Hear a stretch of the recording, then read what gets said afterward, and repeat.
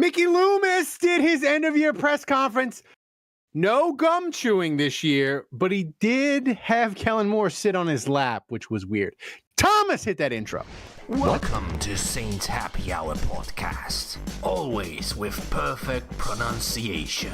Same thing as Demario Thomas. I mean, I don't know. Demario Thomas is like... It's a linebacker and a receiver, and he just mashed them up. Anyway, Demario Davis, same thing. Now grab a drink and enjoy the show. All right, everybody, welcome to another edition of Saints Happy Hour podcast. As always, we are presented to you by Hard Hide, Ponchatoula Strawberry Whiskey, and Chilton County Peach Whiskey. I'm Ralph Marlboro. I'm joined by Dave, Andrew. Kevin had breaking news, yada, yada, yada, in St. Louis. He'll be here when he gets here. Thanks, everybody in the chat. I see JG. I see Sean. I see Nikolai. I see Dustin J, Mighty Schmingy, Oppenheimer. I want to thank Nikolai. I forgot it, but to bring it up. But Nikolai sent me a fifth of Malort and a fifth of absinthe. Is that how you say it? You said, damn it. He said it correctly this time. Pre-show, you butchered it. You said abstinence. And I was hoping you were going to do it again live because I was going to rip you a new one. But damn it, you got it right. Good job, Ralph. So on tonight's show, the biggest surprise of the 2025 Saints season, Mickey Loomis, he had his end-of-year press conference. It was something. Him and Kellen Moore doing the worst buddy cop movie ever in tandem. That was weird. And we're going to try to decide what's more important for Tyler Shuck, good running game or having an NFL receiver who isn't an Uber driver. The hotline wasn't as sad as you think, even though they lost to Atlanta. Plus, weekend story time. As always, if we reach $100 in donations, I will drink something horrible the patrons have sent me. This week, Dave, we're still doing Vinny's Svenska Nubar, the weird drinks. We got one of those, and I got one from Manadula, the Baska Drapor that he sent me, which I don't remember how it Manadula's trying to poison you. Yeah, so you're it's not probably looking to put a dent into that absinthe and Malort, huh? Well, I mean, listen, if we hit some highs tonight, I'll go get the fifth of Malort and I'll start pouring it into the multi boot, and we'll get It's gonna be hard to top last week, right? Yeah, it is. I still got leftover remnants of bottles surrounding me. I didn't from last week. Thomas, how close are we to me running the 40-yard dash? So as you can see, we are on a 125-week donation streak.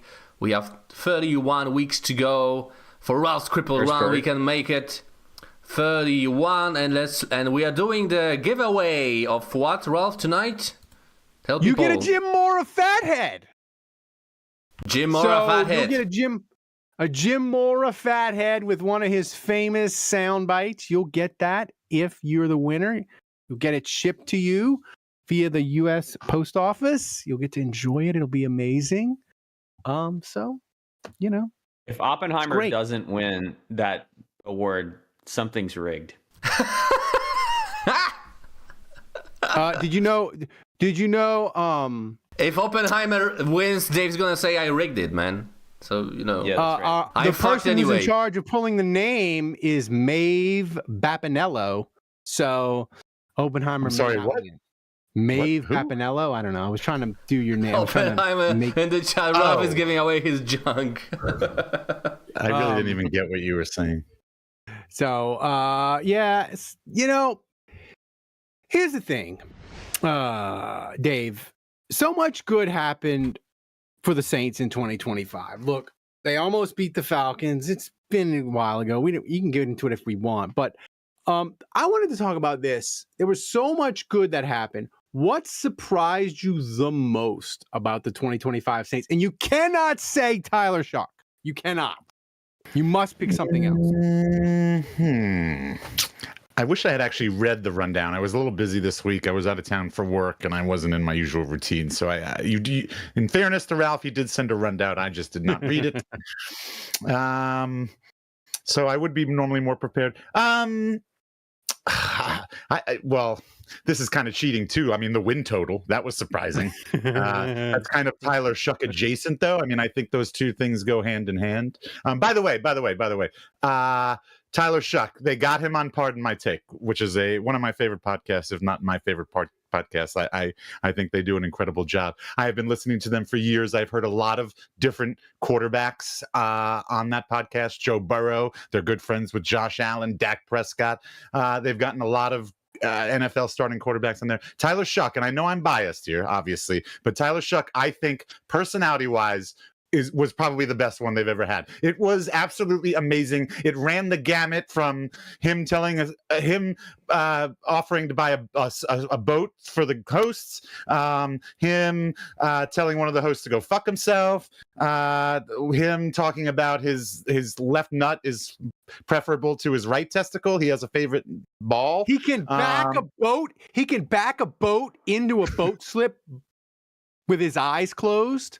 That's what they apparently read, and which I find amazing as a person who is like everything. I'm like nearsighted, so everything is like super up close. So I like can't parallel park. I can't like back a boat into a boat. I can't do any of that. So him being able to do it with his eyes closed, like that might be more amazing than anything. Interception! Why is fake Elvis on the show tonight? Oppenheimer opening the show with a 60-buckaroo interception. Why were we interrupted? Because he paid more than 50. Oh, why were we just interrupted? He paid more than 50. Because he paid more than 50. Oh, because we just hit the goal. Boom. More than 56 and 6, and that's true. Schmengi taking us over the edge. Damn, in 5 minutes. Jesus, insanity. Anyway, but before we go to it, I'm just going to say, look, the interview on Pardon My Take, I'm calling it required listening for all, or viewing, because I think they're on YouTube, for all Saints Happy Hour listeners. You have to go watch it. It's a great 20-minute interview, and I think he's just he's already my GOAT Saints quarterback from a personality standpoint. I'm serious. Like, look, he obviously has I maybe got ahead of myself last week. I got called out by at least one person on Discord for saying Shuck was the best quarterback the Saints have ever had. Obviously, he hasn't had the longevity of Breeze, and Breeze has brought us a Super Bowl and 2 NFC championships. So you can't compare their on-field stuff, but off the field, personality-wise, since I have been a Saints fan, of all the quarterbacks the Saints have ever had, Shuck. Hey, what about Jameis, man? Come on, I was gonna say, Nope. The disrespect. No, absolutely not. Because at the very least, it's tied, and in that situation, the quality of play on the field is the tiebreaker, and Shuck wins that. So no, it's Shuck. Andrew, what would Shuck? I'm not saying he can't be better than Breeze. Asking him to be better than Breeze, that's a ridiculous bar. Look, never wrong, just early. What would he have to do to be the best quarterback drafted by the Saints? Drafted? So he basically beat Archie? Yeah, like what does he have to do to be better than Archie? I'm going to make this really simple, actually. I think he has to win one playoff game to be better than Archie. Yeah. And honestly, you could make the argument just make the playoffs, but I'll go a step further. Let's say he's got to win a playoff game to be better than Archie, and I'm going to say to be better than Breeze, he's got to win 2 Super Bowls. Yeah. So Kevin's joining us. Thank you, Kevin. Maybe get his camera running, but Andrew, what? Maybe you can drink in the meantime, man. Yeah, and I can drink. What surprised you most about the 2025? Dave, you're muted. You can't say Shuck, and you can't be lame I know, like Dave. I know I'm not allowed to say Shuck. Am I allowed to say Tyler Shuck in a press conference saying we're getting Shuck tonight? We're getting Shuck tonight. Can that be my answer?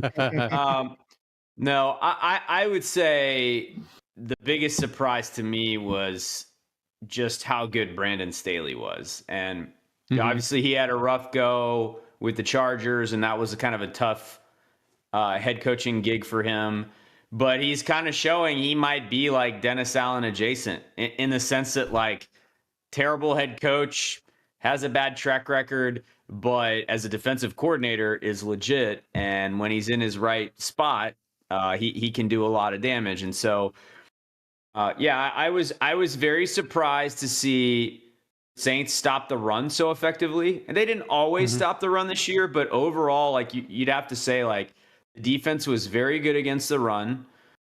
Cam Jordan is back to 10 sacks. Mario Davis is at a career high in touchdowns. So like, yeah, I mean, it all kind of adds up to Brandon Staley being just really good. That surprised me. But like, I'll also say like maybe like a sub bullet point of that is this resurgence of Cam Jordan and Demario Davis, for them to kind of find the fountain of youth and have career, maybe not a career year. Demario had career year in tackles. I wouldn't say this was a career year by any stretch for Cam Jordan, but for him to be back to the level he was at 4 years ago was very surprising. All right, I'm going to do this shot. Kevin, you answer the question. What was your biggest surprise? Well, before Kevin answers, I just want to say I like your mostly maroon hoodie that you're wearing there. Is that spider wear? Is that Spider-Man? Yeah. Is that No, this is a red jacket. This is a red jacket. It looks like the Van Halen guitar.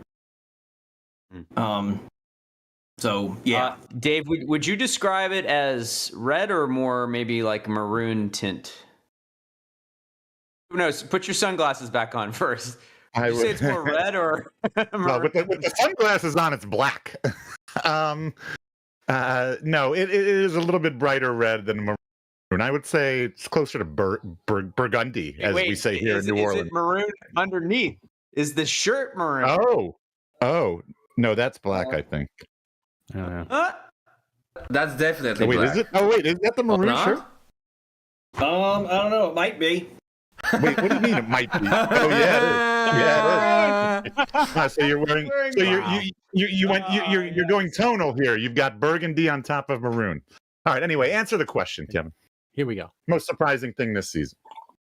Can't say Tyler Shuck. I'm not going to say Tyler Shuck and Juge. Well done, Ralph. Juge already said Staley, so I'm going with the other thing that I was surprised by, and that is Vele. When the trade happened, I was quite loud in my protestations of that. I'm not a fan of trading away picks, especially for guys who just looked or appeared to be, just there. Precious sixth rounder.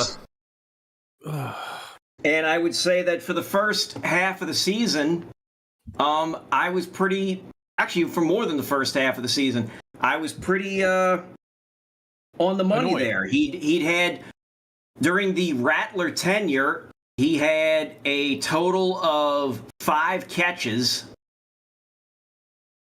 And I'm not going to do all the math right. Actually, 23, 26, 39 yards for a total of 39 yards, I believe. Yes. And so he then goes the next week when Shuck gets his start, has no catches, no targets. But then his final 6 games, he has 4, 12, 15. He has 20 catches. And that's too many yards for me to start adding up right there. But he gets a touchdown and a couple hundred yards of receiving and looks like an actual solid contributor. And in a couple of cases, looked like Shuck's safety valve. Like actually seemed like a guy that, okay, this is a guy that can be a complementary player and be a little bit more than what he was doing in Denver. I mean, he finished with 25 catches with us. He had 41 the year prior with Denver. But had he played the entire season, or I should say, had the team been utilizing him the entire season, he easily could have hit 50. He easily could. I feel like that's like, if you're setting the over-under for Vele next season, going into the year now with Shuck and they know each other and there's chemistry, I agree, Kevin. I think like 50.5 is the number. Ooh, I think it might be higher because Kellen Moore loves to throw the ball. Dave, what's the extradition policy with the United States and Netherlands? Because whatever this is, my mouth is numb and I can't feel things, and I want Monadula brought to justice if I drop dead during the What was the podcast. score for that one, Ralph? horrible. It's Malort adjacent. It's disgusting. It's like an 8. It's really bad. It's just lingering. Here's my thing. I thought of, I'm going to cheat and say 2 things, because I thought the secondary was going to be ass. Because the Saints, they lost to Debo in free agency. Lattimore got old, and Mickey Loomis fleeced the Commandos, and that was cool. But I thought the Saints secondary in the corner especially was going to be just horrific, and it wasn't. Quincy Riley, Kool-Aid held it down. And Alontae Taylor, it worked out great. But I got to say, like, when the Saints did the trash swap after the Jacksonville Jaguar game, and they traded Colin Sanders for Fortner, the center, like, we didn't think anything of it. We made jokes. We're like, hey, did they tell Colin Sanders before he got on the plane? Like, we made all these jokes, and Fortner was a really good center when McCoy got hurt. And of all the things, like, that's probably the most surprising, because if you'd have said Fortner's going to play double-digit games and you're not going to hate him at the end of the year, I'd have been like, no shot. And yeah, Fortner's going to be a starting center somewhere. I don't know if it'll be with the Saints, and the Saints will have a decision to make with McCoy and whether they want to run it back with him or do they release him. But I don't think the Saints have any shot at Fortner unless they cut McCoy. Like, they're going to have to tell him, hey, the starting job's yours. If they don't, and if they stick with McCoy, fine. But I think Fortner's going to get a nice contract and he's going to be a starter somewhere. Oh, man, that's like, I think you're right. I think Fortner's going to get like a 2-year, like, we're going to be like Schefter's going to tweet it, be like Fortner, or like in a week or 2, or after free agency started, Fortner signed a 2-year, $12 million deal with the Raider or whoever, right? I think it's going to be more than that. You think 4 years and more money? Yep. Wow. You're sounding like me. Usually I'm like, that guy's going to get $50 million. That's my bit. All right, so today, Mickey Loomis and Kellen Moore gave their end of the season press conference, not individually, together. Kevin, it kind of looked like the worst buddy cop movie ever, but Mickey Loomis, newest member of the Trade Down Association. Thomas, play this sound. Yeah, I mean, I feel good about that. I think we're going to have an opportunity to impact our team, and I'm excited about I'm excited about the draft class that's coming up. The discussions I've had with Jeff and his staff. There's a lot of players that will fit us at a lot of different positions. So I'm excited about that. I think the depth of this draft class right now looks pretty good, and I think we're going to be in a position to kind of take the best player that's available that can impact our team, as opposed to we have to have, this position or that position. Obviously, there'll be positions that we prefer, but I don't think we're going to be in a position where, hey, we have to get, this particular position. So I'm excited about that. Does that up the odds at all? The ever elusive possible trade back if there is you have to go a direction. Yeah, it helps the odds. Yes. There we go, Kevin. Did he give you hope, or you feel like he's taunting you? It's happening. That was Underhill. That was Underhill, by the way, asking that question. That's what I just. Yeah. I would like to think that Underhill. You mean Trevor Penning? Trevor Penning? I would like to think that good Trevor Penning knew to ask that. I'm going to pretend that Nick Underhill actually knows who I am and knows. Nick knows who you are. Okay. I don't know. And that he knows Dave. And that he is a passenger on the trade down train. Whether it was a acknowledgement or a taunt, I'm gonna keep my hopes up. I'm going to keep my hopes up. I'm going to be guarded about it, of course, but I'm going to keep my hopes up because if I listen, Kevin, let's be real. Look, if we don't have hope, what do we have? Kevin, let's be honest here. Tell us the truth. What? It moved, didn't it? Just now. No. Ralph's pants just got earlier. tighter. earlier. It moved earlier. When I saw this on This Twitter. is happening. Lube up. Because No, that's for the trade up. Yeah, that's true. No, the trade wasn't going up. Something else was. Well, yeah. Go ahead. I am optimistic. I'm optimistic. If it is best player available, that certainly leaves open the possibility of a trade down. I would hope that both Kellen Moore and Mickey, probably more so Kellen, goes into things with an open mind on draft day and just,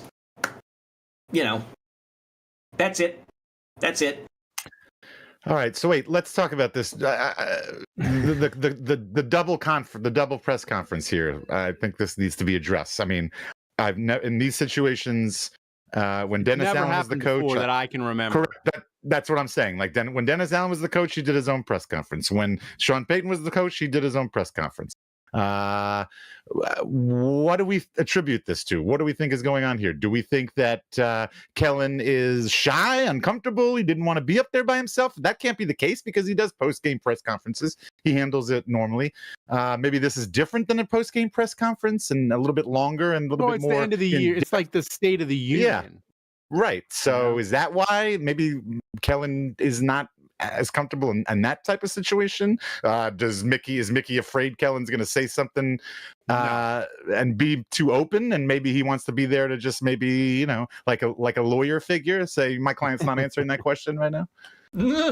Like seriously, that's a real question. Like what's going on with this? I don't think it's an accident. My read on it is what's your read? They just had a losing season, and so I think Mickey wanted to show. I think doing it together shows unification, and I think I think if like for optics, he's probably just showing his support of Kellen Moore. Like, yeah, we're doing this together because you're not going to get a different answer from me than you would from him, and we're both doing this because he has my full support. And so, I but the vibes are so good. He's a brand new coach. A couple guys have been fired after their first losing season this year. As first year coaches. So I don't think he would have done that postseason with Sean Payton or maybe even with DA because they're veteran coaches that have been around for a long time. But Kellen Moore is younger. This is his first year coaching. He just had a losing season, and I think it was maybe a sign of encouragement. Is it possible that they just had a golf time together and just were like, look, yes, together? So it's also possible it was just that they were. I don't think Kellen's a big golfer, so no, I don't think that's the case.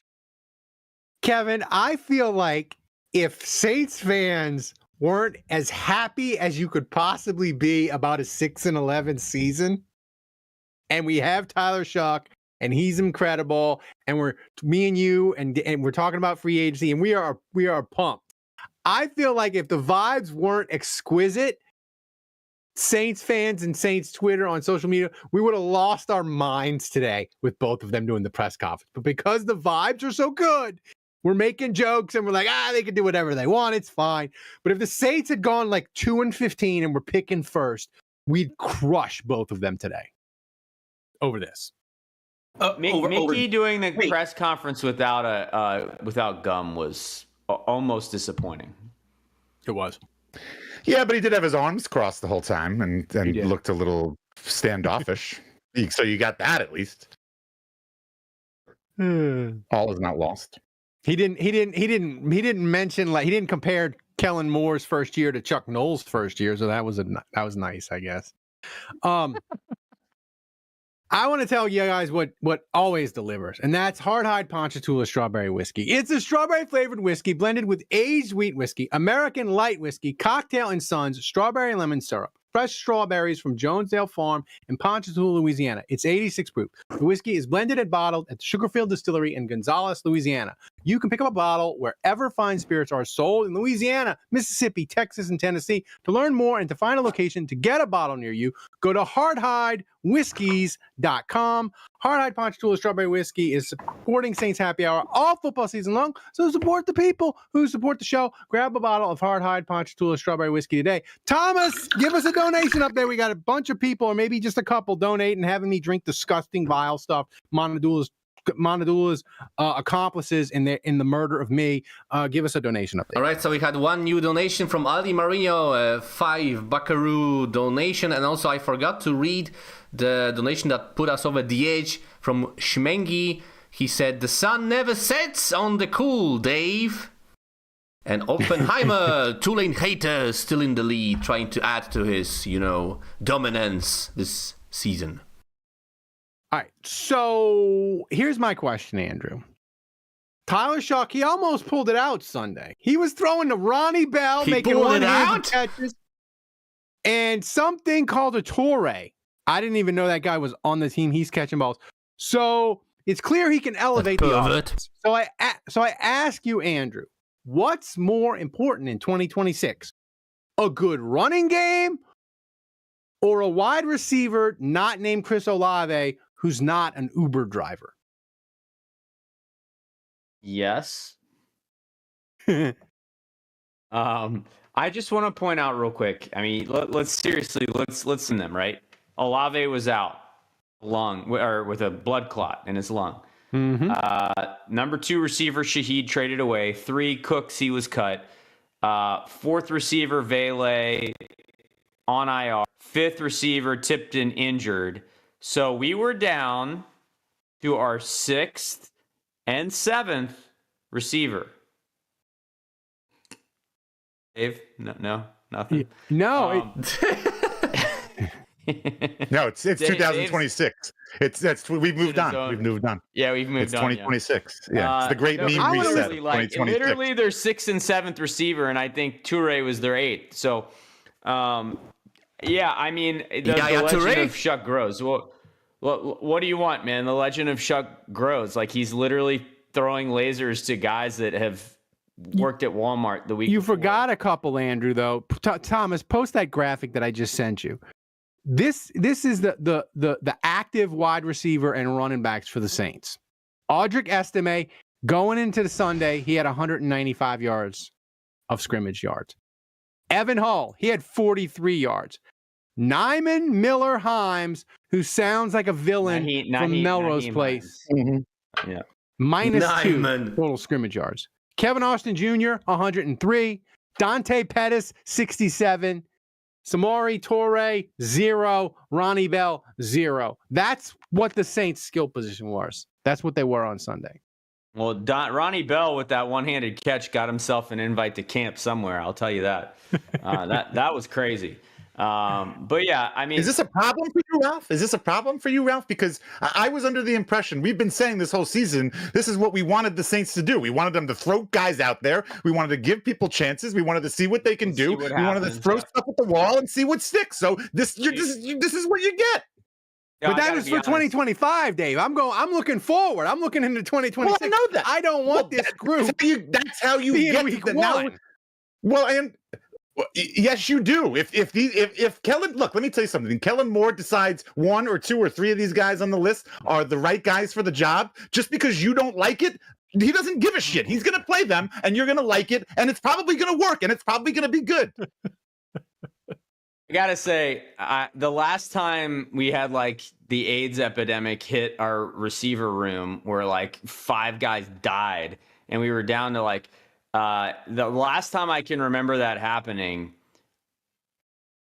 Drew Brees almost convinced us that Marquez Callaway was a really good player. He almost had us convinced. And yeah, I remember like he was just like, all right, well, we're down like 7 guys, so Callaway, you're just gonna give us a cool 7 for 84, and Brees made that happen. And so But yeah, that's what a good quarterback does, right? Like he elevates the guys around him. And look, I don't think it's any mistake that like it's no surprise that Pettis and Austin were out there making plays and Ronnie Bell scores a touchdown, because prior to that, Olave and Juwan Johnson, who we know are capable players who have made plays in the league, they have looked the best they've ever looked. We've never seen Olave and Juwan Johnson look as good as they have in that 5-game stretch with Shuck where we were winning games. They have never looked that good. And so, yeah, I mean, as you go into next year with potentially playmakers that are either established veterans that have done it for a while or highly drafted younger players with tremendous talent, like imagine what Shuck is capable of when he's got a loaded gun, right? And but I think it's all important, Ralph. Like just going back to your question, like the more weapons you can get him, and you look at guys like, let's look back at like some of the Breeze era, right? Where it wasn't just the bell cows, it wasn't just Pierre Thomas and Marcus Colston and Jimmy Graham and whatever else. Like there were these guys that could hurt you, like Devery Henderson and Robert Meacham and Joe Morgan, right? Was like a random dude that like it stretched the field for a while for the Saints. And I'm trying to think if there were running backs like Chris Ivory, Kyrie Robinson, right? So we've got to build out this roster with more than just. I mean, maybe Juwan and Olave end up being two of your bigger playmakers, but I just think you've got to have these X factor guys that are maybe not your bell cows, maybe not guys that are getting you 1,000 yards, but are dangerous. And when those guys are your third and fourth option, see, like I look at a guy like Shaheed. Shaheed would have been amazing with Shuck in this offense as the fourth or fifth guy, because then like you just have him run go routes, and whenever you have the right look, you just throw a bomb and it's a touchdown, right? You don't need him doing a bunch of other stuff. So anyway, whether they find that next Shaheed in the undrafted rookie period or whatever, like they just got to get more talent. Kevin, I feel like for me, if I had to pick, like I would rather a run game. I didn't realize only the Raiders had fewer runs of 10 or more yards. Like the Saints had 34, the Raiders had 31. I feel like the Saints run game was an abomination. And anytime when Tyler Shuck was playing, anytime the Saints running game showed even a pulse, like the offense was, you were like, oh, this offense is cooking. So I feel like get me a guard, get me Jeremiah Love from Notre Dame, and fix the goddamn running game. And like that's what I want for off-season priority number one. Like that's what I think would help Shuck the most.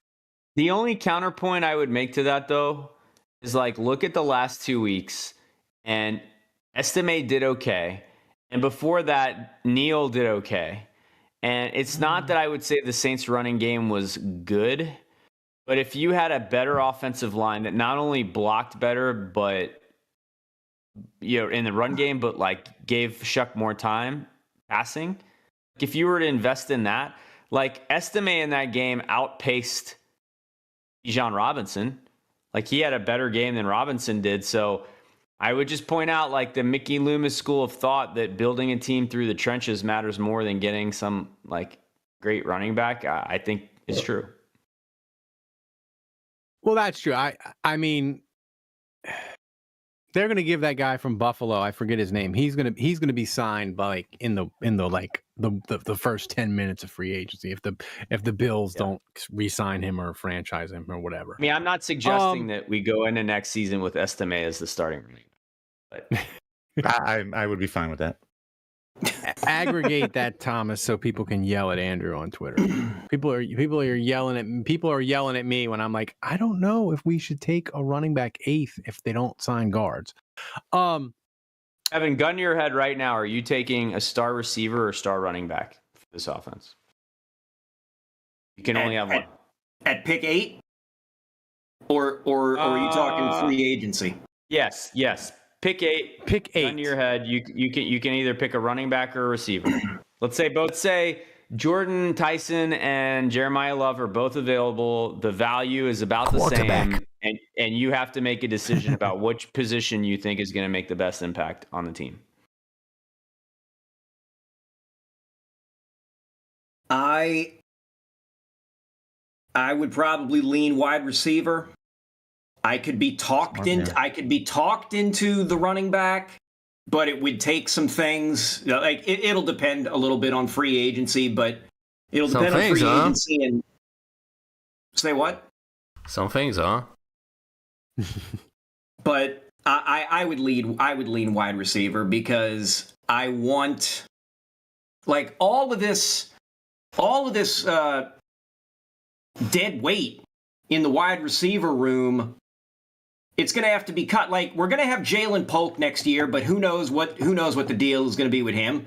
We've got Trey Palmer. Who knows what the deal is with him? Tipton. I forgot he existed.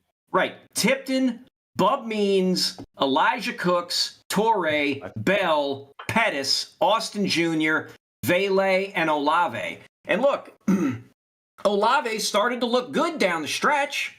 He did. But we're still going to have. God, Bub Memes existed. Bub Memes. Like that is a guy I have not thought about in a minute. I still believe in you, Bub. I still believe. But so let's say they keep Polk. You're looking at 4 guys, 5 guys that need to go. I don't know if Vele is a definitive number 2. Is Polk supposed to be the number 2? I don't know. I would feel a lot more comfortable having another guy in that wide receiver room who can push all these other guys or maybe just flat out get above them. I mean, and that's even assuming that Olave is staying. If Olave leaves, whether it's for financial reasons or whatever, this wide receiver room is in dire straits. It's dire. It is there. I think. But Shuck's the quarterback. I actually would pick different than Kevin. And to me, it's not about the position. Actually, it's about the players. Like I just wide receivers in first rounds. Like, what's the likelihood that the guy's going to be really special? I mean, a lot of them aren't, right? And so to me, I mean, even if you look at like Waddle or what's the other Alabama guy? I'm blanking on his name. Devontae Smith. Waddle's. Yeah, Devontae Smith, like nice players, right? Like good receivers, no doubt. I mean, and Olave, good receiver. Are they generational players? Are they like elite? Like they, I don't know. I mean, they're good players. Don't get me wrong, but like, when I look at Bijan Robinson, to me, it's like, and I saw someone said in the chat, I think it was, no, it wasn't Schmengi. Who was it? It was Aldi Marino. He said running backs can be found later. I think that's true. I think it's true that running backs can be found later. However, if you get Bijan, to me, like all other running backs are not created equal. I believe Jeremiah Love could be that special of a player that he's in a category where every running back below him could be effective, but is not on that planet. And so to me, I don't necessarily see a receiver that's in that like upper echelon. Like there's no one else in this draft like him. I kind of feel that way about Jeremiah Love. So, I mean, we'll get into the draft and like who the Saints should pick and why, but that Love at 8 is like a very interesting proposition to me. Well, I just ask it because, Dave, I just look at Shuck and I see that he's elevating the Saints offense. And we've moved away from, the discussion with Rattler and the Rattler stands was, well, if you get him a good offensive line and you get him good weapons and you get him a good running back and you get him a good tight end, then he can succeed. And it's like, well, yeah, if you give any quarterback the perfect offense, of course it'll be okay. But with Shuck, he clearly can elevate the Saints offense. So if you've got limited options, and you can just give him one thing, I feel like if the Saints can just fix one thing on offense, the offense can be really good because Shuck will get him there. If they can fix one thing on offense. Your question was, we've been talking this whole last 5 minutes between wide receiver and running back. And I think both sides were presented well. You've got if you pick a running back, or the one side is, look, running backs, they're a dime a dozen. As long as you have a good offensive line, creating holes, most guys that are playing running back in the NFL are going to get you yards and run through those holes. But to Andrew's point, there are certain running backs in this league that are,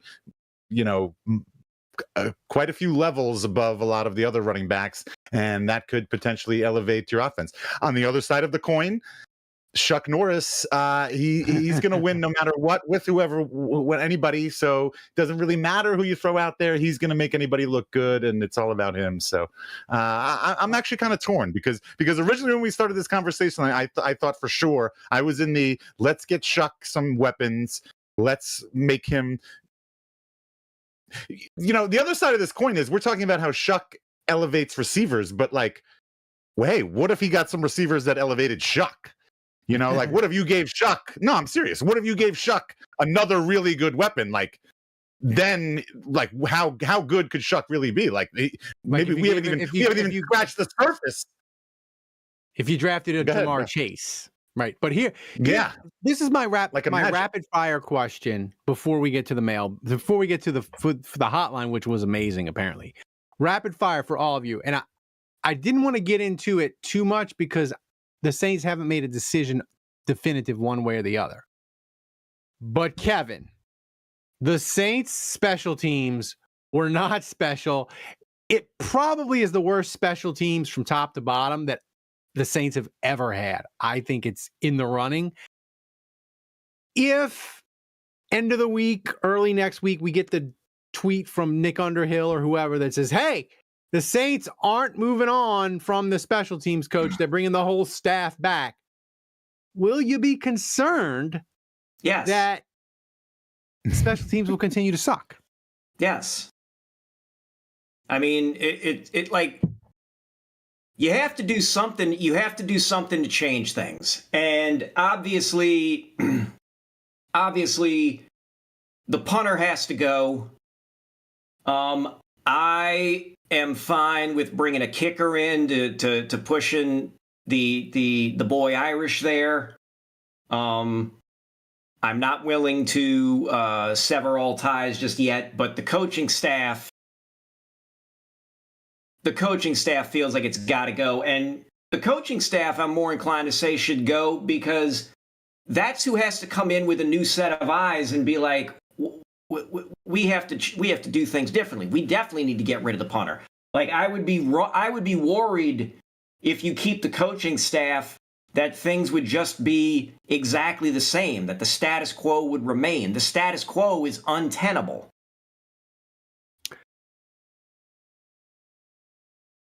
Andrew, Dave, thoughts on special teams? Will you be I think special teams, like you said, it was one of the worst ever in Saints history, and that's really saying something. And in most years, it's usually when it's bad, it's the kicker sucks or the punter sucks or we didn't really get much on return or coverage units. It's usually one or two things. This was total system failure. Everything sucked. And so, outside of one big return by Mason Tipton and a big Shaheed punt return, that was it. That was the special teams highlights of the year. I guess Charlie Smith banging in a couple bombs that, literally that's I could think of 4 plays that were awesome by special teams all year. So I think if nothing else,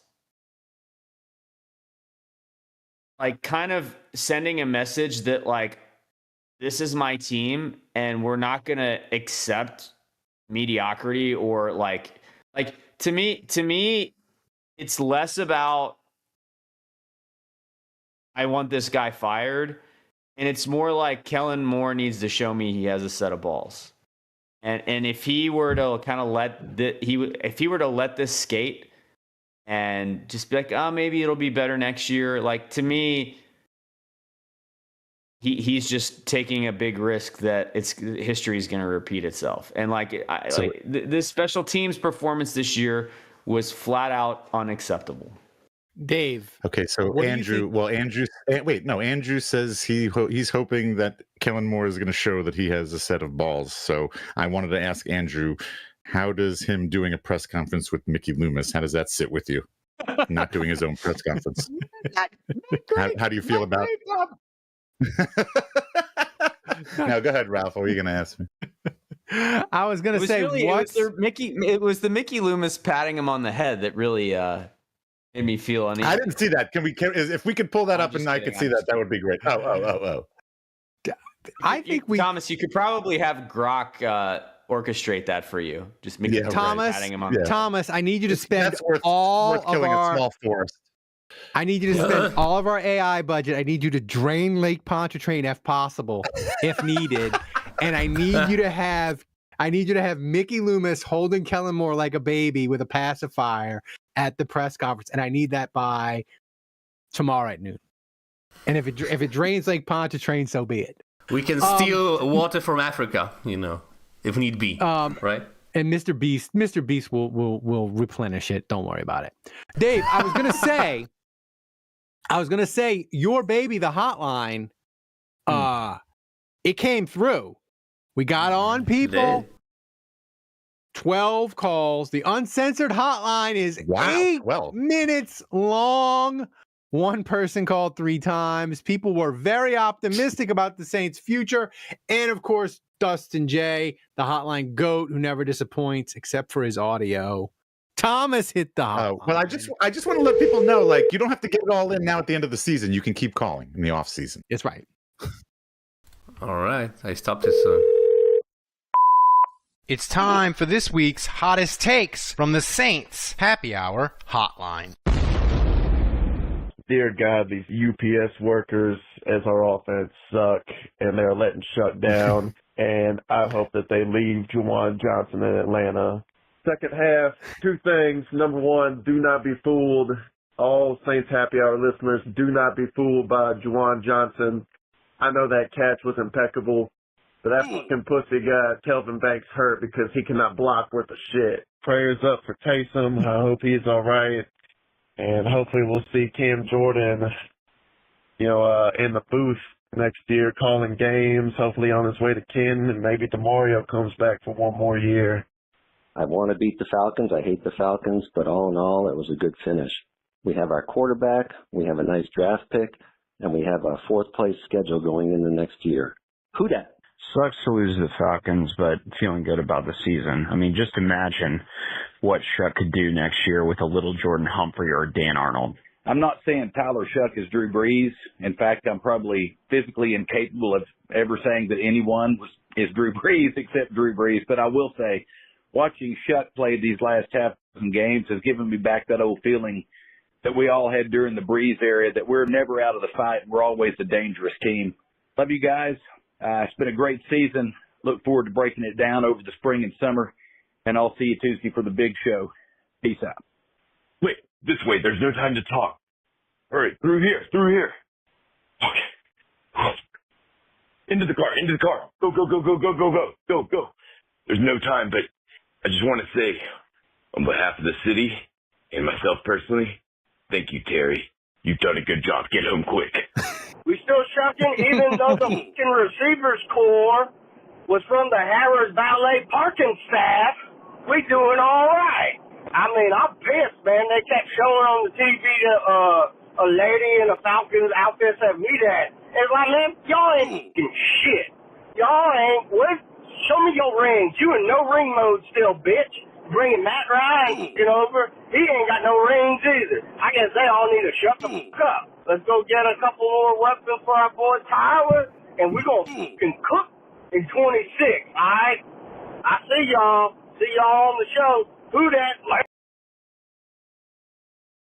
I liked it. It's good. It's a good ending for the hotline.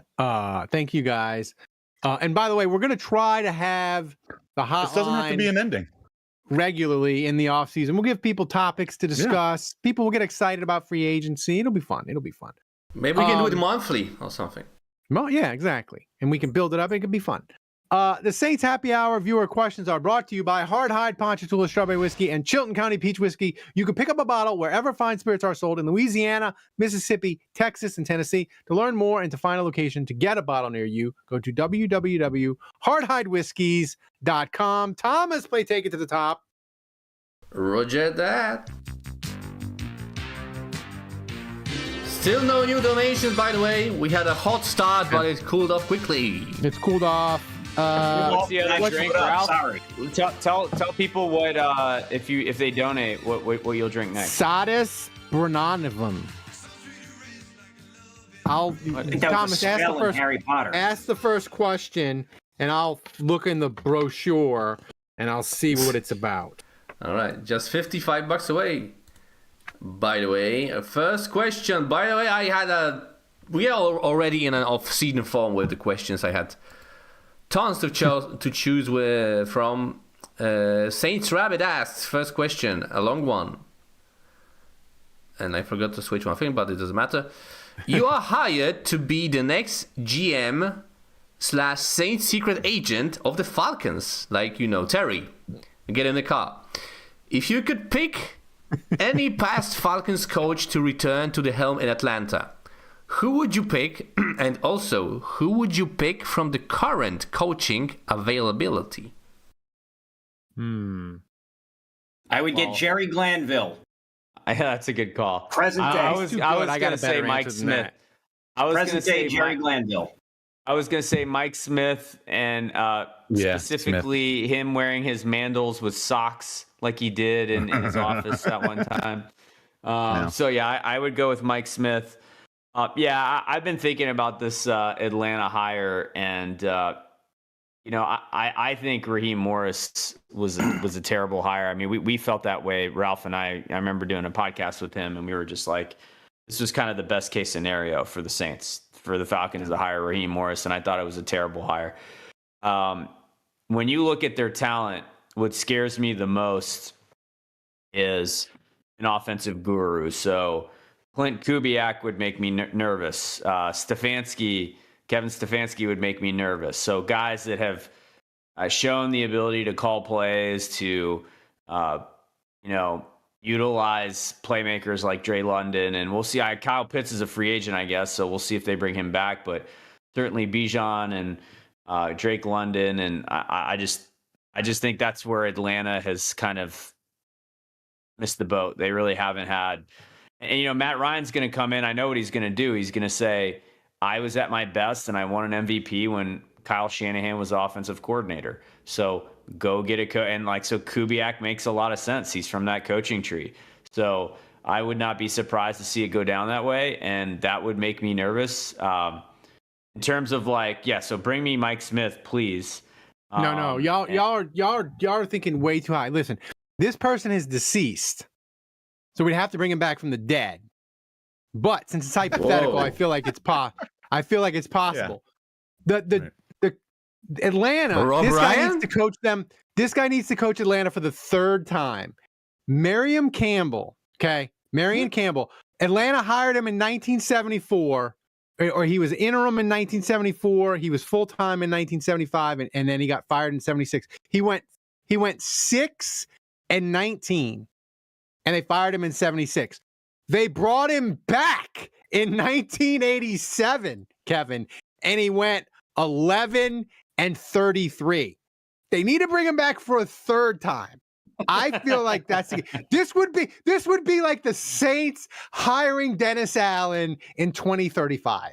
That's what this would be. They need to bring that's Marion Campbell. We need what was that character on Game of Thrones, the Red Woman? Remember where she brings Jon Snow back? The Red Witch. Jon Snow back. Melisandre. The Red Witch. She brings Jon Snow back to life. We need to hire her to make this happen. Yeah.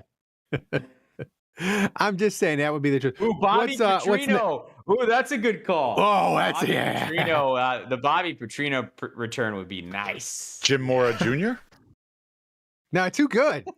You think too good? I would listen.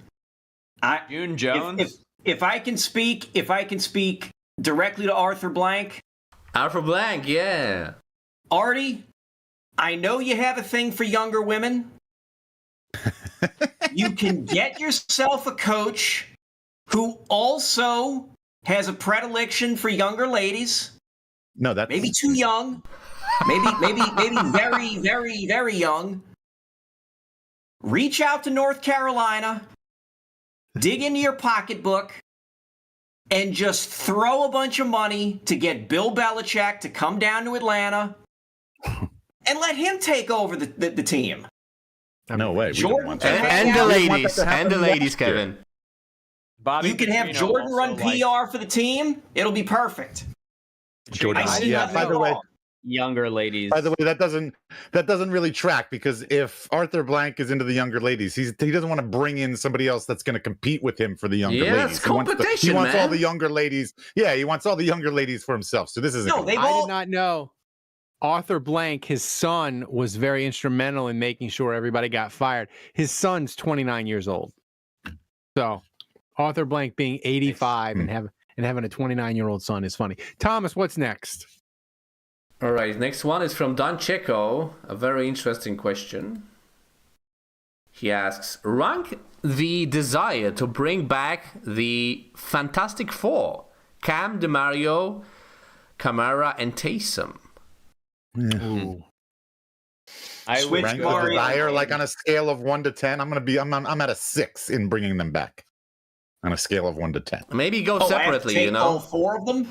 Maybe- I think yes. he's. I thought he meant rank like in terms of like who you want back the most versus. Maybe who you you want back maybe the you most. can do both. Well, maybe Don Checo could have worded the do question a both. little bit better. Jesus. Whoa. Do both. Whoa. All right. Well, I would rank some last. Like Don Checo knows. I think He knows I'm he kidding. showed this year that he physically he's just not the same. That injury was obviously really significant. So I think Taysom's done. So I would rank him last.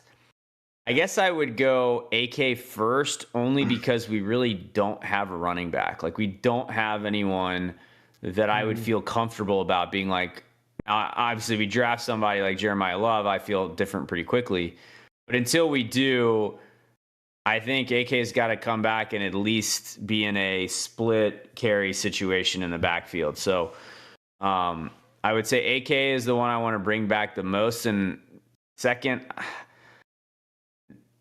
I have a tough time between Cam and DeMario saying which one I want more, because I feel like DeMario is still being counted on to be on every snap. And that makes me nervous, because once the wheels fall off, like, someone else needs to, I'd rather just go to the next guy, because Stutzman's looking pretty nice. And, we've now watched Caden Ellis walk. We've watched Zach Bond walk. We've lost. I mean, as awesome as DeMario is, and I'd hate to see him go, we've lost a lot of good young linebackers because we've had no place to put them, really.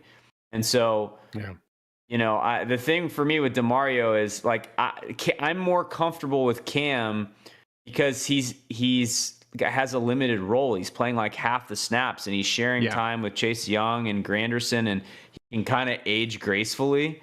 So, I don't know. I don't know how to answer this question. Between 2 and 3, I think you can make arguments both ways. I would say this: my hope, my desire for Taysom is a 0. I want Taysom to retire, because if he retires, the Saints can give him the retirement special where he files the papers later and they get $10 million of cap space. And Taysom is clearly his body's falling apart. So I hope he retires. So he would be a 0 for me. I want my last really good memory of Taysom, the touchdown pass against the Jets. DeMario, I want him back 10 out of 10. Cam, 8 out of 10. Kamara,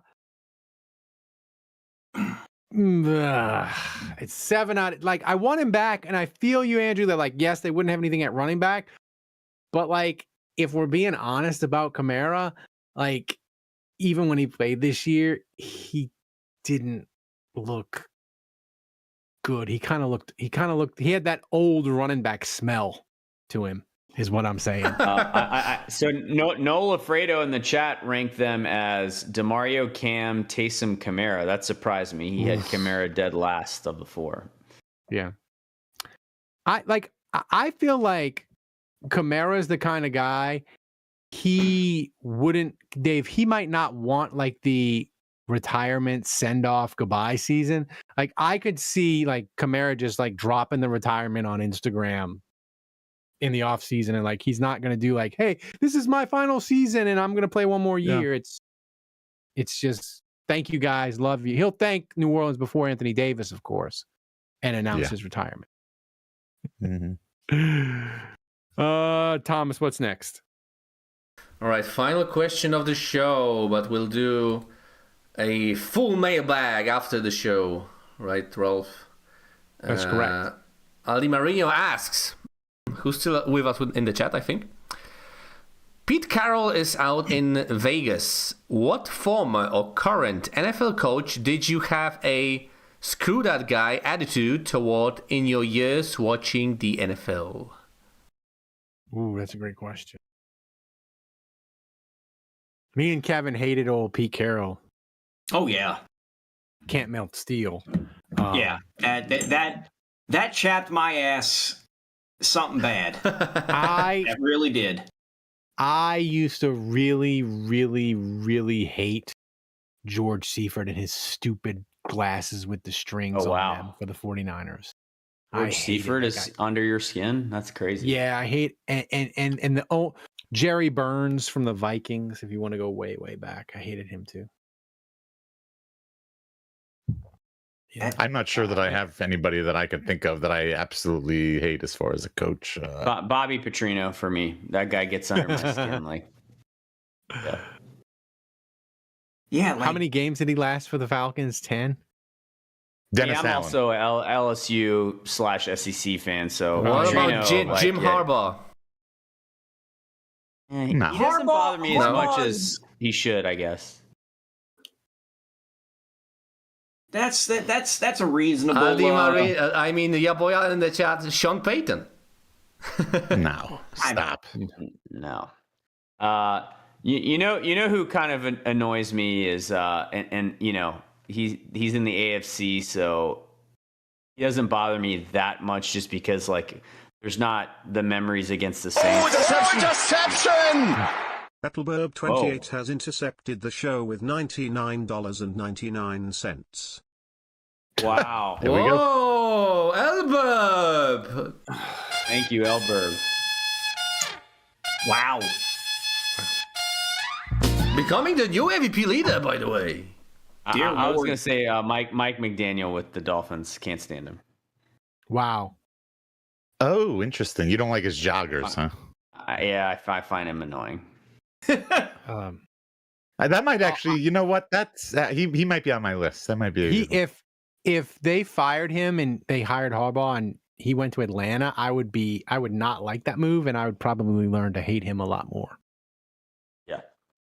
So I don't know, his whole like demeanor in the press conferences where he has that weird talking cadence and everything's kind of a joke, right. And he feels like he's mysterious and cool, and I hate the whole vibe. Want to punch him in the face.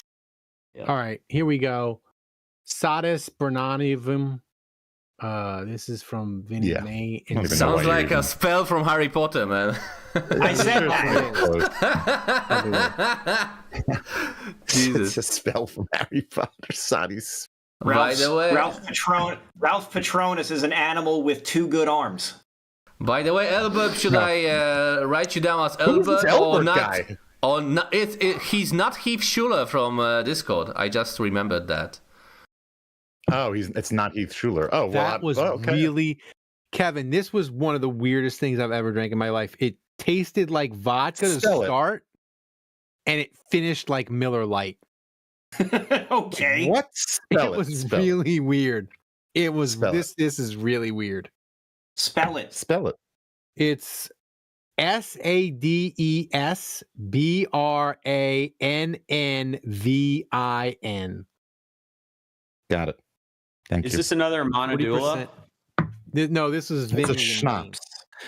Is based on a malt and grain distillate that has been natured in oak casts. Wait, did you have a Monodula drink, Ralph? Ready? I did already. First one. Maybe the third one. What was the score of that one, Ralph?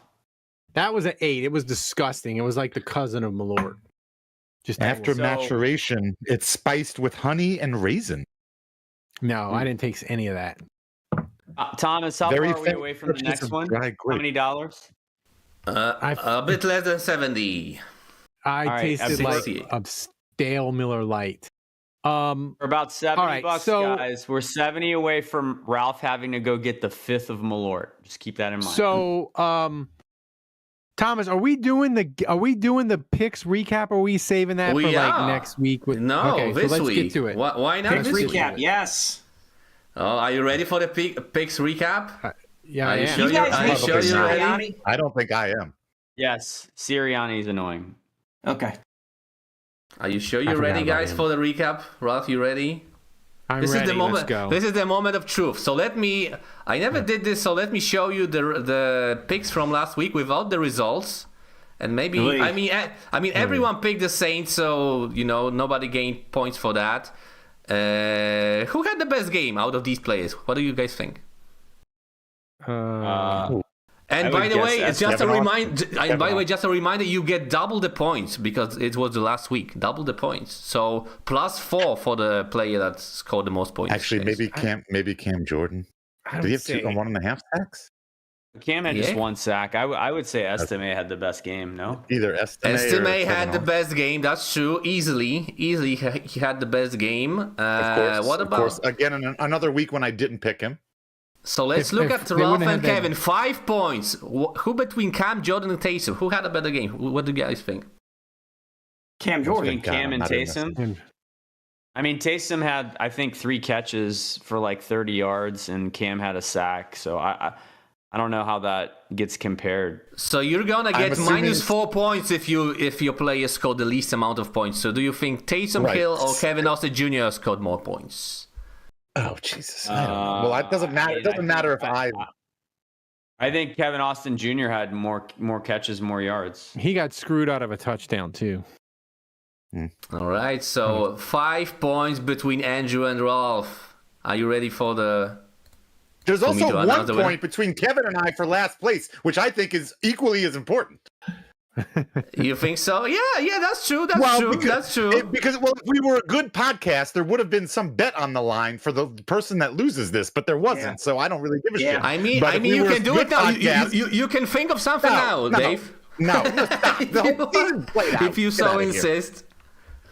You can Tomas, check the timestamp on this. We should totally have stakes on this. Like whoever comes in dead last should have to do something. I keep telling you like every season about it. Okay. I keep telling you every season about it. Dave, put it in your notes for next August. All right. What date should I put that on for? Like August 1st? Yeah. The patrons can come up with stakes. Whoever finishes last has to do something. Oppenheimer in the chat said you need to double the points for defensive players. I don't, man. You need to pick and choose which week you pick them. You need to be strategic about it, man. Hey, you're killing me. Give me the winner. All right. Look at the screen. He's gonna screw me. Look at the screen, guys. Be ready. Yeah, I already know this is coming. I already know. Yeah, I know. Look at me, sure. Look at Congrats, me, sure. Ralph. I'm the Yeah. You like a boy?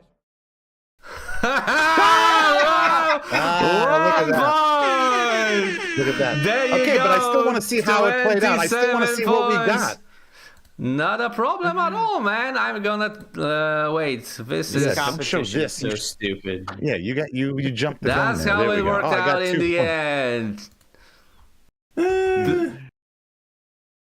About 1 point, -4 points. Taysom had the worst game. Like, why the fuck did you pick Taysom, Andrew? Like, you fucked up royally, man. You didn't have anybody else left. You blew it up, man. You blew it, man. Correct. I mean, honestly, Ralph fucked up also, I think, but he lucked out with Cam Jordan game. Like, how do you fucking pick a defensive player last week and you had your Joker, man? Like, Jesus Christ, man. I thought Cam would win the game for him. What do you want me to say? Ralph lucked out royally, man. He could have picked Olave and Olave went to the hospital, man. Like, he knew. Like, Jesus Christ, man. Crazy shit. I think let's throw in another rule for next season. Since Hotshot Thomas is over here talking shit to everybody, you make predictions. No. Okay, no. you get in on this. And then you're gonna say I rigged it, man. You're gonna say I rigged it. I already think you rigged it. That's true. No, this is. I will say this is the one nice thing that I will say, Thomas, is I felt like this season was the most even scoring, and I have no issues. You didn't do any crazy random stuff. Just Hey, just by the because way, you didn't like Dave, the cut of my you're just trying to steer the sheep away from you, man. Look at the loser. Who's the loser? No, I lost. I'm the 10 loser. But fucking again, points. there's no stake. So there's no You stake. lost so to I'm fucking gonna, Ralph, man. My head is gonna sleep just fine on that I pillow feel tonight. like that's a slight on both of us. That felt like King a Ralph. That felt pointed. I don't. Yeah, it did. It felt mean. Ralph had almost shrapnel triple the Ralph's points head. that you did, Dave. This whole thing happened. There was that one game. I don't remember who he picked. Oh yeah, but I one think it was game. No, remember he was the one guy that picked the winner, and I think he nailed the he just shot ahead of, and then Andrew it was terrible, and there was 1 week where Ralph just totally flip-flopped with Andrew because Andrew was leading for a good part of the season. It was the Carolina. It was Yeah. the first Carolina game. First Carolina game. I gotta say, I feel very Saintsy. This performance by me this season felt very Saintsy. I got out to a big early lead. I kind of played with my food. I tried to run out the clock. I kind of took it too easy, and then it kind of got close at the end, and boom, the game was stolen on the last play. I feel I. So it was a in this very scenario, Saintsy Thomas is performance Bill by me. Vinovich. Yes, absolutely. All right, so Hey, Roger Goodell thanks. took away the draft picks, man. All right, so Thomas, now we're gonna do weekend story time. Of the week. God, I hate that name so much. Sinner of the week, confessional, the confessional booth, awful, something. Sinner of the week. So weekend story time with the freaking graphic using the Willy Wonka font for crying out loud. Jesus.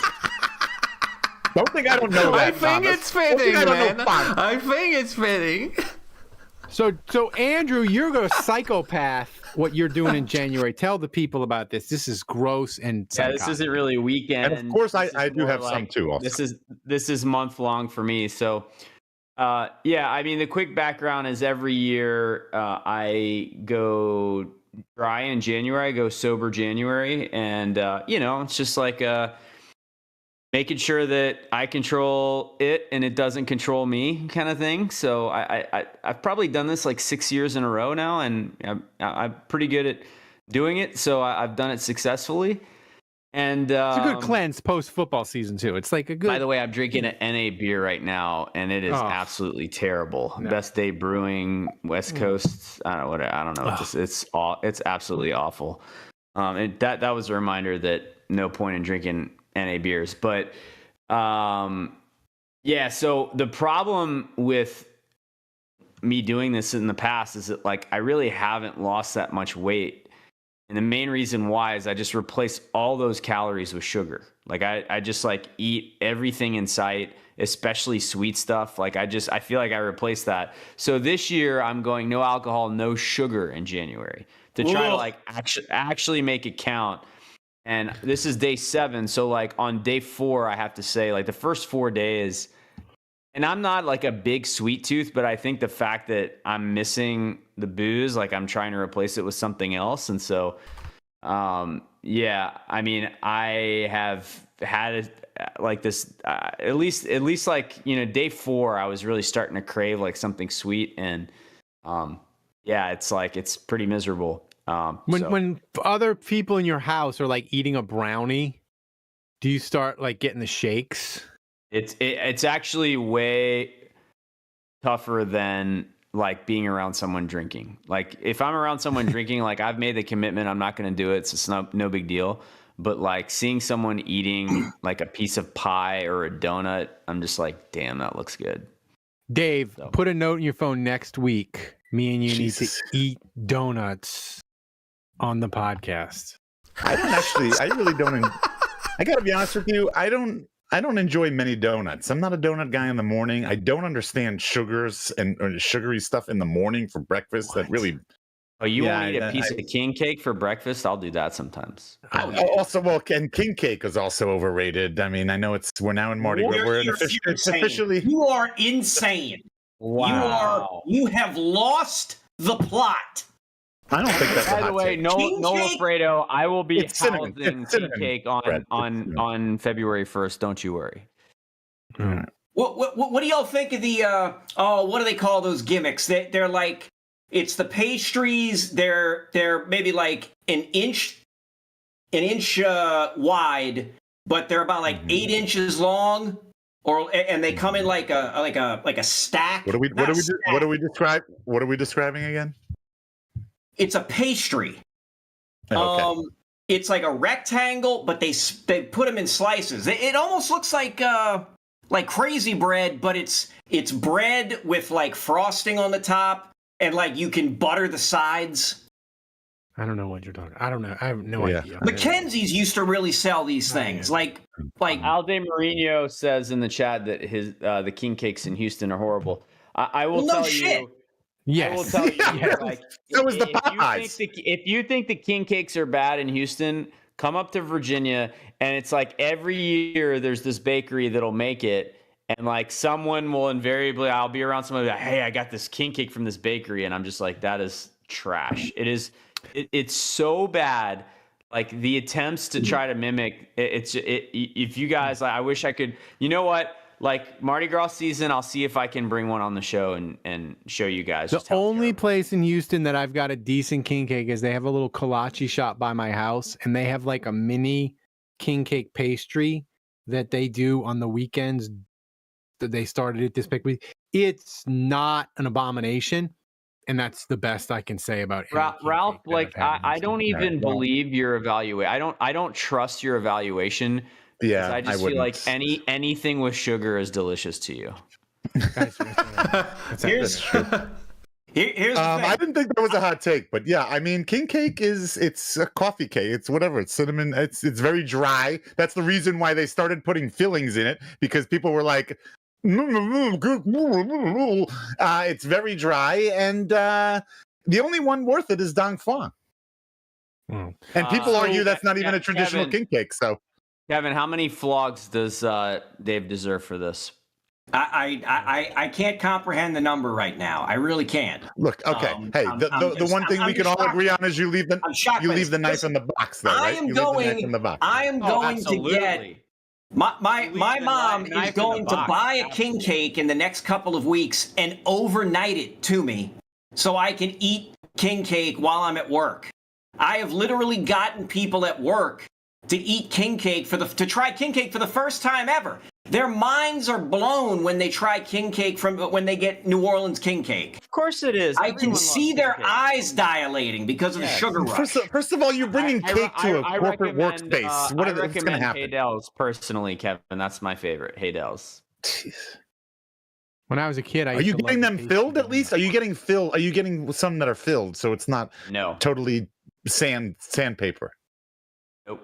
I gotta say, the Hubix pie king cake was disappointing. No. Not that dry. No, not that dry crap that has like 3-4 day old frosting and like that little like purple, where the purple, gold, and green looks like glitter sprinkled on. I'm not talking about those bad. I'm talking about the good kind, the kind that looks like it's sweating when you open up the plastic bag and you reach in to take it out. You can feel the humidity on it. Hates you right now. Right. No, Andrew those are great. Those are great. I think I'm gonna eat an entire king cake on February 1st. Good. Oh my God, yeah. I was so. All right. So now we got to do. No, we got to do. No, it's your turn, Dave. No. Yeah. Yes, it's my turn. All right, I got a couple. I'm going to go real quick. A couple, man.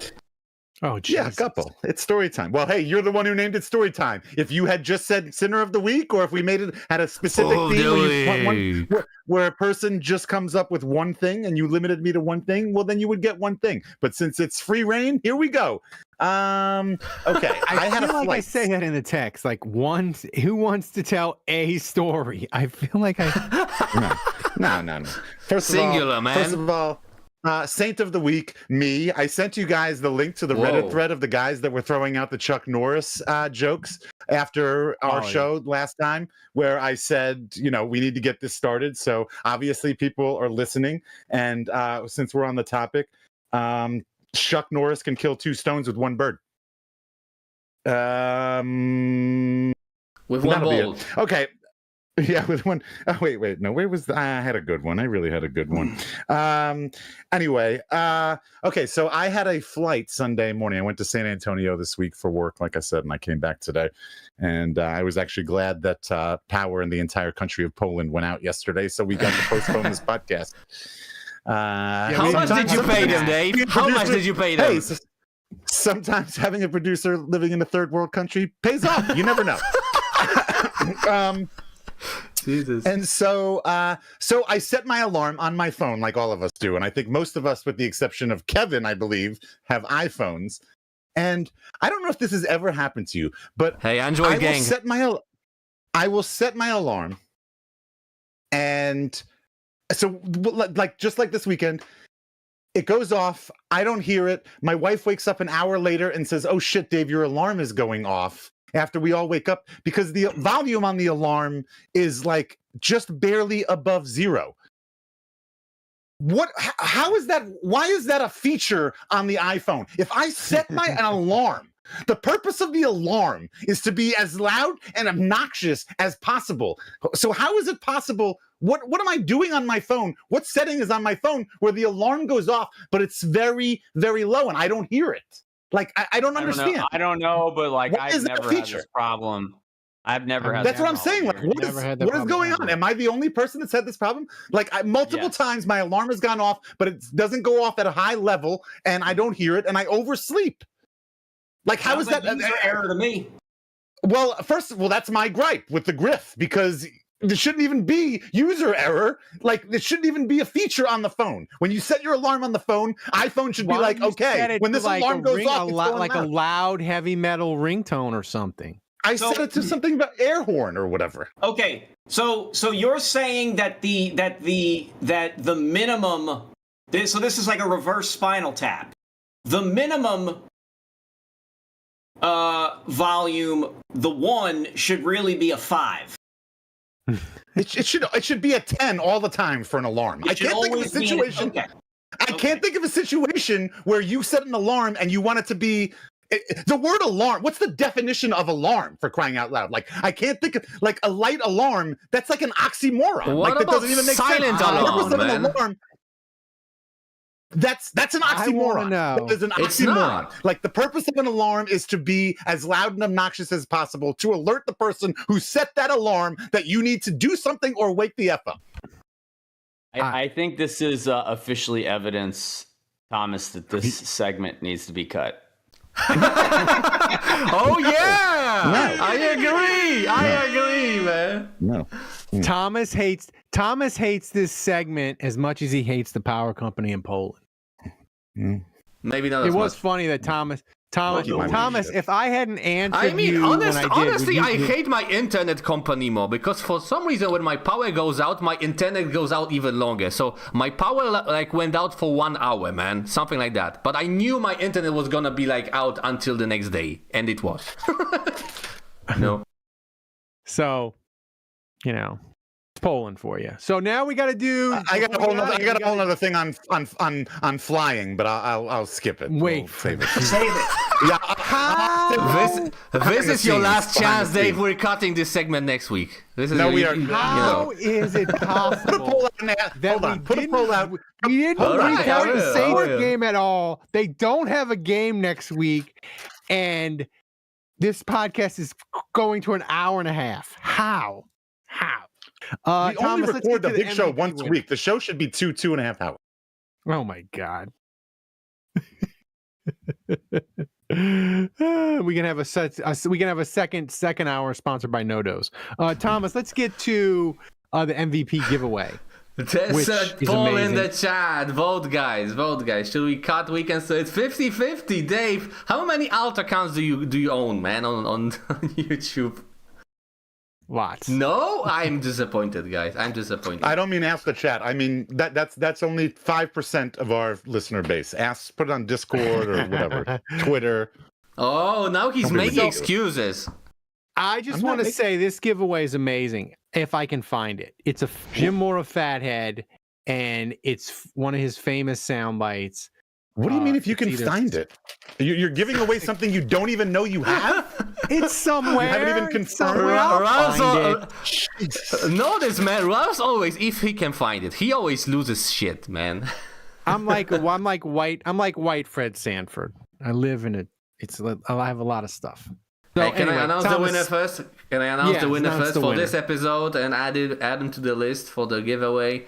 All right, so thanks to everyone who donated during this show. We reached 2 donation goals. Thanks to Aldi Marino, to Schmengi, to Oppenheimer, surprisingly not winning, and to the MVP for the first and last time this season with 100 buckaroos, who is the one and only not Heap Schuler. Congratulations, Albert. I love Oppenheimer. It was 99.99. It's good that you're not Heath Schuler. Yeah. Yes, sir. So let's get to right it. Now, Thomas. Dave, 58%, Dave, of the voters think we should cut weekend story time. Doesn't count.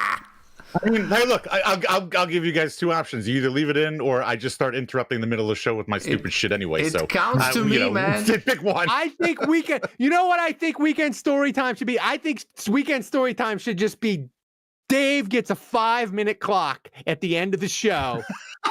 You mean 5 seconds? 5 seconds. Whatever he can fit in for 5 minutes. That's what it is. But when it's I might actually accept that offer. That's what I think. Minutes. That's what I think it should be. No, 5. All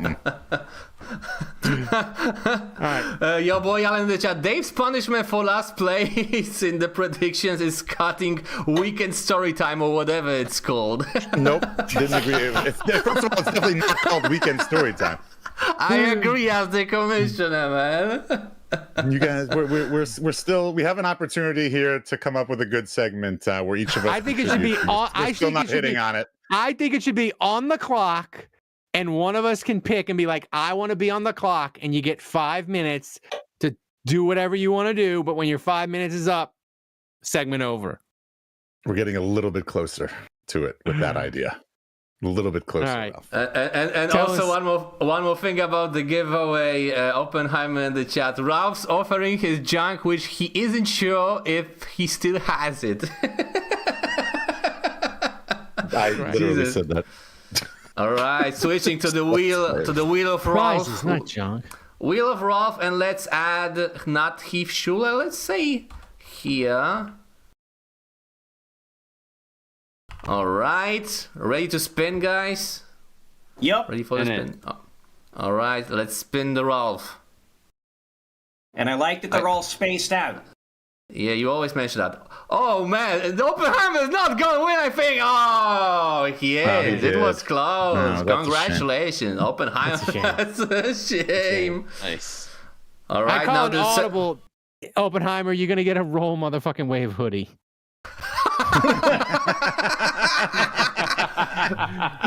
Whoa, get scammed, Oppenheimer. Do you have his address? All right, one more. So this is, as always, for every person who donated any amount during the season. What do they win, Ralph? I forget. Tell me. I don't know, man. You always come up with this, like a half a year Patreon or something like that. Like, yeah. You know?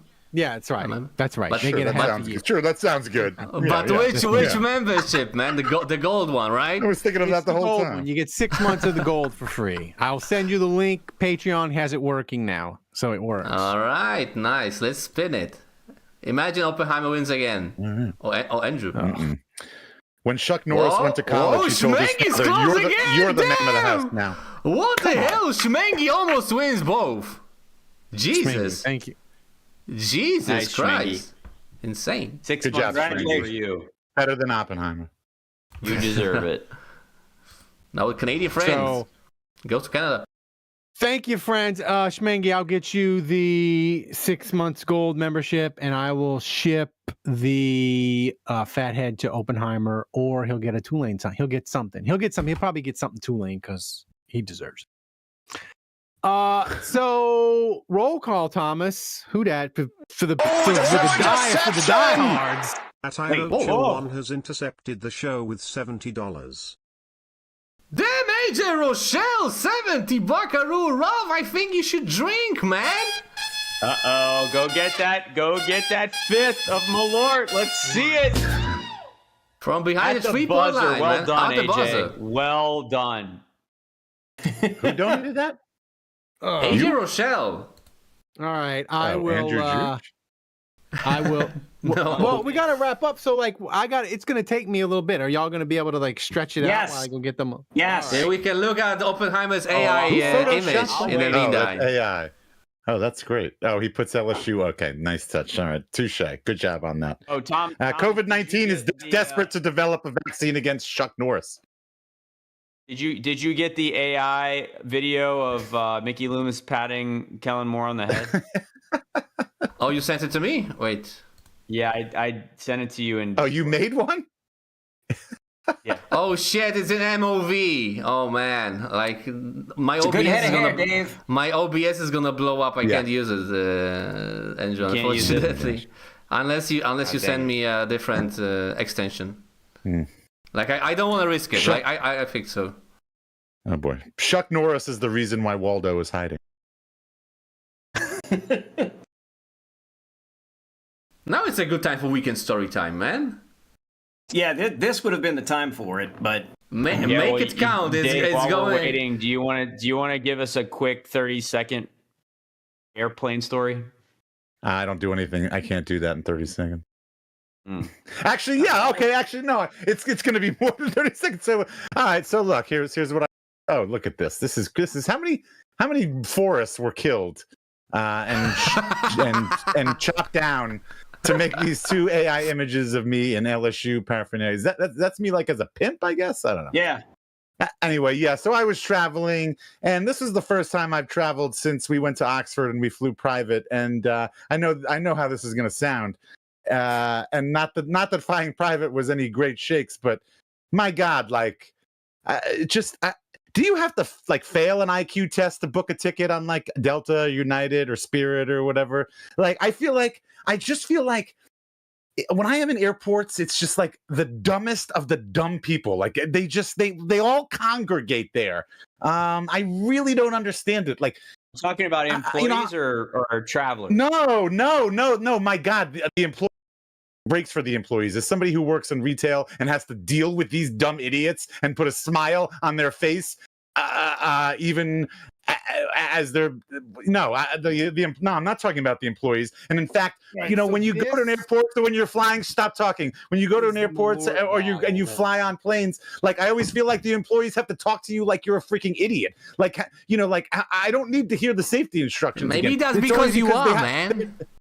No, because they dumb it down to the lowest denominator. When it comes to flying, they have to dumb everything down to the lowest denominator, and it's so aggravating to me. It's Right. I feel like a freaking I'm sheep in a. I'm really sorry I asked. Lord. Well, All we right, filled some time. Andrew, did you know you could buy Malort in giant bottles? I did I have not. it ready. I did not. Yes, I did. Oh, hang on, we got it. Here we go. Oh my God, Here we go. I Yes. had to convert. Yes. That is so funny. That is too funny. That is. He just. Oh my he's God. Oh, turning they're about to kiss. turning into him like a little dog. For those. Oh my God! If this went on for 5 seconds more, This I think isn't they'd kiss. AI. This is real, man. That's It looks impressive. real to me, guys. I don't know about you. Holy shit. I am so frightened for our future. For those of you that can't, I'm so frightened for our and future. can't see this, I had Grok. Basically, it's a still shot of Mickey and Kellen Moore at a press conference, and I had Mickey basically rub and pat Kellen Moore's head. And it's just like Kellen Moore's facial expression. He gets real giddy and he starts smiling, and it's pretty funny. And he leans in like he's like a dog that just leans into his own. Like, yeah, give me more rubs. Lake Pontchartrain is a basin now. Man. It's empty. Yeah, that's right. That's right. All right, here we go. The two species just became extinct. Ralph is drinking a Maltaboot size. Bald eagles are no longer, but it was worth it. Right. I turned on the puke meter for the last drink, guys. Oh, No. Give me a rating in the chat. Give me a rating in the chat of Ralph's puke meter. size, Malort shot. Yes, going out with a bang. Oh, I think because it's in the big bottle, like it feels like Tastes different. fresher or stronger. Oh, okay. God. Okay. Oppenheimer He's says drinking a Gatorade. Oh, Gatorade. Wow. He can't Gatorade even with chase that Tito's with a in it. liquor drink. Yeah. Gatorade with hardhide infused. Yeah. It's hardhide infused Gatorade. Oh, So the give us a Gatorade number, can't- Ralph. It's Malort. It's a 9. It's disgusting, and it's like the most disgusting Malort I've ever had. I feel like you have to have gotten used to it by now. I hear that that people who drink it regularly, they start to get used to it and enjoy it, and I feel like you have to. I don't drink it. I drink it like 3 times a month, though, Dave. I don't drink it like regularly. That's a lot for Malort to me, in my opinion. That's 3 times a month more than I have drinking it. You think drink Malort more than 3 times a month? Hey, Sally, I need There's like line assistance. cooks that get off from like working a restaurant at like 3 a.m. that go to the bar afterwards. They're like drinking in Chicago, like they're drinking Malort. God, not straight up necessarily. But thank God I'm working from home tomorrow. Thank God. Thanks to everybody for watching. The thing is, Kevin, the Malort plus the 2 shots from Europe and Monadula's poisoned, I think this could end bad for me. The mailbag is going to get interesting. Thanks for watching, guys. If you enjoyed the show and made you laugh, consider supporting the show by going to patreon.com/Saints Happy Hour. Thanks to Alan and Jim. They signed up Sunday. We appreciate you guys. Give us a shot. Every little bit helps make the show a little bit better. And don't forget to follow us on socials wherever you get your podcast. Thanks to Dave, Kevin, Andrew, and Thomas, the best producer on earth, running the show back in Poland. Until next time, if there is a next time, the bar is closed.